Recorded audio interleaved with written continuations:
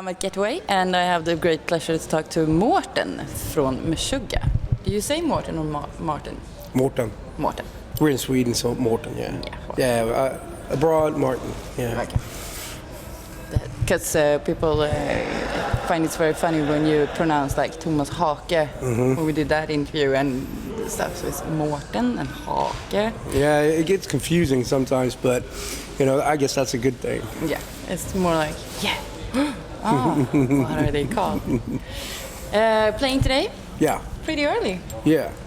I think actually we were supposed to play later, but or I know we were supposed to play later, but we got Sonosphere in Paris tomorrow, so we're gotta get up at like 3 in the morning or something. We got a really early flight, so we got 3 shows this weekend. So it's kind of, Better to have some rest in between. Yeah, a couple of hours here and there, just scratched out.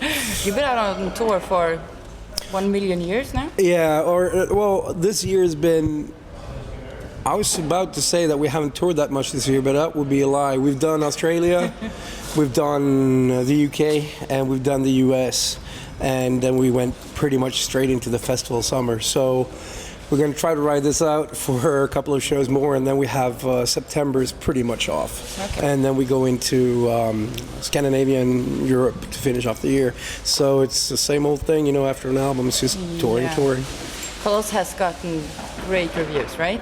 They say so. I try not to. I mean, it's not like I don't want to read it, but I just haven't. But people say that it's been, feels like people are liking it a lot, to put it like that. Yeah. Do people really all wait? People who come to the shows, do they know all the words? Tell you what, I'm pretty focused on playing the guitar, so I wouldn't know. but honestly, you don't watch the crowd. No, I do, but not to that extent. But the thing is that every time you go out on a new album, regardless, or at least with Meshuggah, regardless of what album we put out, it always takes a little while for people to kind of really get into it. And then when you come on the next album, the songs that were pretty mellow the year before it's like frantic. Yeah. But this time it's been going really good from the get-go, so we're feeling really good about it and people are getting into it, so I guess we should be happy, How do you plan your set list when you play now? Well, I mean, we try not to be too lazy these days. I mean, back in the day, we tried to just compose an album, or a set list that would work, that we would make, get through. Okay. But and we never tried. We had the opinion that Meshuggah was best served in minor proportions, never over an hour, But with this touring cycle, we've been doing pretty long sets, like 1 hour 40. So with the back catalog we have and that type of set length, you can mess around quite a bit with it. So what we're doing is we're going out. Well, today is only 1 hour, but normally playing live, we focus on one portion of the new album, like 4 songs, and then we do that until we kind of cycled the world with it and done every territory, and then we'll rearrange all that stuff and then bring in new stuff from the new album and new stuff from the old albums. So we try to keep it, try to be aware of the fact that we have to make it fun not only for ourselves but to everyone else. Just mix it up to make it more interesting and challenging, and so far it's been working out. People like it. Yeah, I hope. Who is the boss when you're on tour?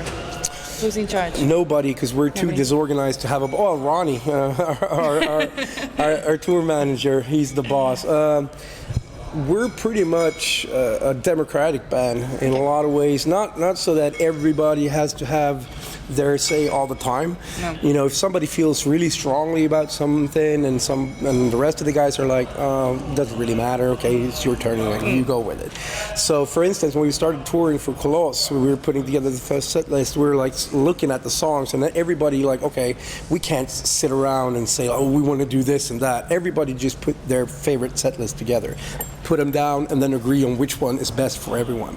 Okay. So that's the way we do it with most stuff, because at the end of the day, we share the writing process a lot, and we share. I mean, we share most of the stuff that happens in a band equally. So it's it should be everybody's decision. Cool. Who is the Joker? Thomas. Yeah. Who gets the most drunk and make a fool of himself? That's pretty. If you just, Fredrik hasn't been drinking for a year and a half, so he's out of the question.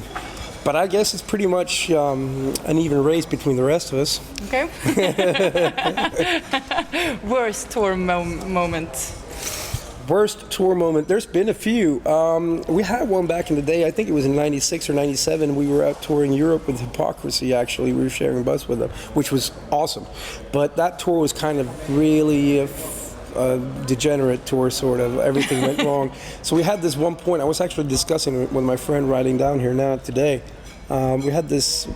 I got mugged and got into a fight at Milan station and got into trouble with the police. Managed to get away from there and hooked up with a bunch of transvestites who helped me get back to where we were staying, where Thomas actually had just managed to cut his hand lifting a car.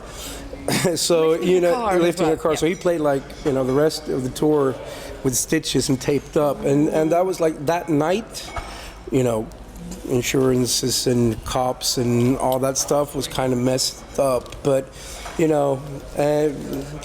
whenever something tragic happens, like on the Ozfest, the first week, I think it was, the Drowning Pool singer died. So we had to cancel that day. And that's not, you wake up and everybody's on the festival and it's all, everybody's fired up to go. Yeah, and it's and like, then... okay, somebody just died and we can't play. And it's like, the whole, the mood kind of goes down a little bit. That was not that was not a really good moment either. Ooh, terrible. The best one then? You have something that really stands out, like did a small festival. I'm too stupid to remember stuff like that when things are positive. I just remember the bad stuff. But you just collect them for next record. Yeah, exactly. You have to have some motivation. Now, but there's been a bunch. We've been around, so obviously there's been a lot of really highlights. Me personally, I gotta say, probably, and this is really nerdy, but the first time I played in an NHL arena, since I'm a hockey freak, and we were out touring with Tool, it was kind of a big deal to play like there, Canada Center in Toronto and stuff like that. So that was like, damn, I'm playing. Too bad there's not a hockey game going on, But that was kind of cool. Exactly. Same time. Cool. And also Guitar Heroes, I have to ask. If you could play only one guitar for the rest of your life, what would it be? One guitar? Yes, only one. My custom Ibanez 8-string. That's, me and Fredrik have been, working with Ibanez to get it right, for a few years. So now when we got our signature series, it's like, it's the way we want it. So it couldn't really get much better than that.